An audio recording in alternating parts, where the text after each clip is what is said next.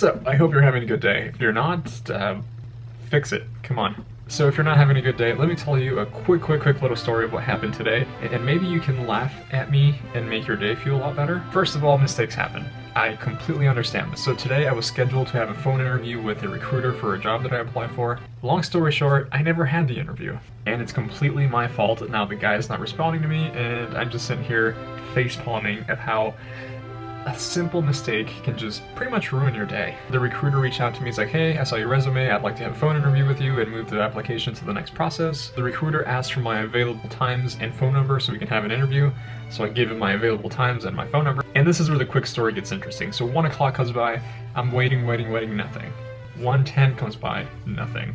1:20 comes by, still nothing. So at that point, I look at my email threads and look at our conversation just to make sure that it's the right date and the right time. And when I'm reading back the emails, there's a one little typo that just pretty much ruined my chances of getting hired, I think. So when the recruiter asked for my phone number, I replied to him with my phone number and I wrote it down wrong by 1 digit. I guess my phone neighbor got the phone call. I panic, right? This is 20 minutes late for my phone interview.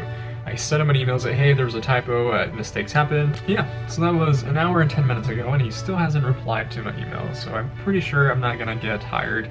Do you feel better about yourself now that you can laugh at my demise?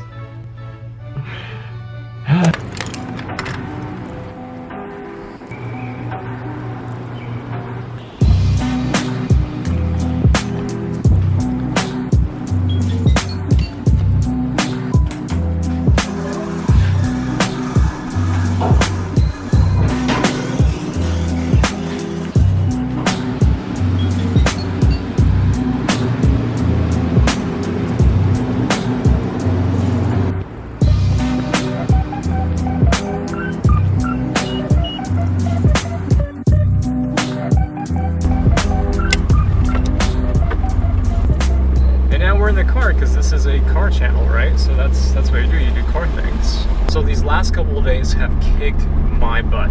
I just told you the story about my phone interview that just completely, did not happen because of my fault. Actually, Blueberry, my IS300, was down for a couple of days because of my fault again. So I decided to change the spark plugs because on idle I felt a slight variation of RPM. I just decided maybe it's the spark plug thing to be changed. So if you ever worked on a Toyota straight six that has the crossover intake manifold, you pretty much have to take the throttle body out to get to the spark plugs. I put everything back together and the car did not start. And I'm just sitting there scratching my head. All I did was change the spark plugs. I don't know why it's not running. But I look back and try to double check everything. I am not a mechanic by any means. I'm just somebody that likes cars, and I like driving cars more than working on them, but if you know how that is, you're going to be working on cars more than you are driving. And I come to find out that one of the plugs is a 4-wire plug. I bent one of the pins, so it was a 3-wire plug instead of a 4-wire. So I'm sitting here, it's like, oh, I'm an idiot. I bent one of the clips, and I probably fried the sensor. So I'm sitting there just thinking how I fried this $400 sensor right, and right now I don't have a job, so I'm like, oh, that's $400. I shouldn't be spending $400 for silly things like that. So I drop everything, like, I'm just gonna let this go. I'll come back in the morning and worry about it then.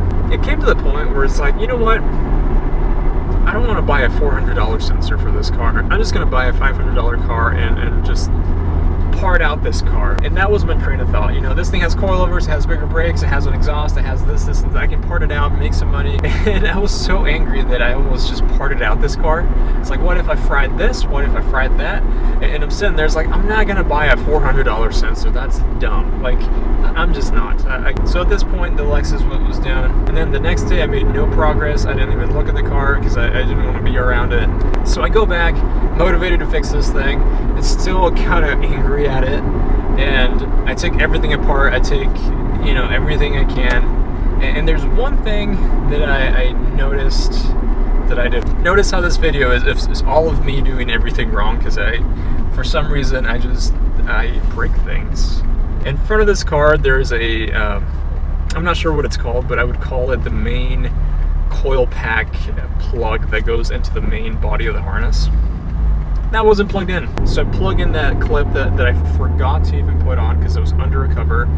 I connected it, and the car started first try, like nothing. Thinking like I'm the biggest buffoon that has ever lived, ever.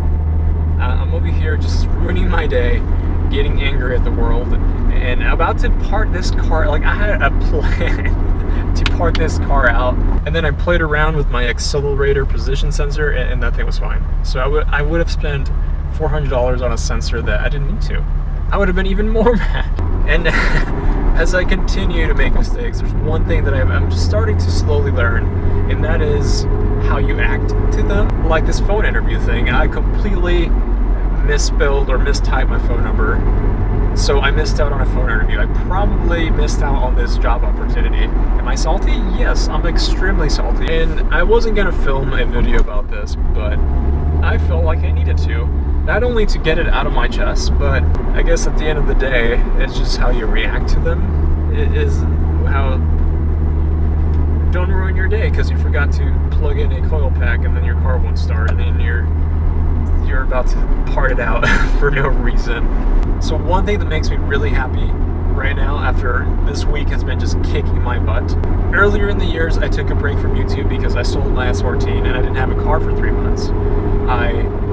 When I bought this car, I uploaded a video, and I think there was maybe a 4-month period of no videos.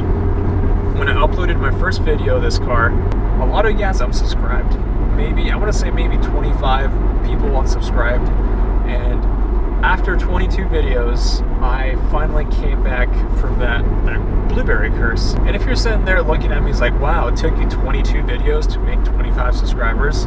Yes, it did, and those are not very good numbers. And as I'm finishing off this video right here, I realized I didn't do an outro. I'm just rambling for the next 20 minutes. It probably wasn't the most entertaining. Thank you guys for watching, and yeah, take it easy.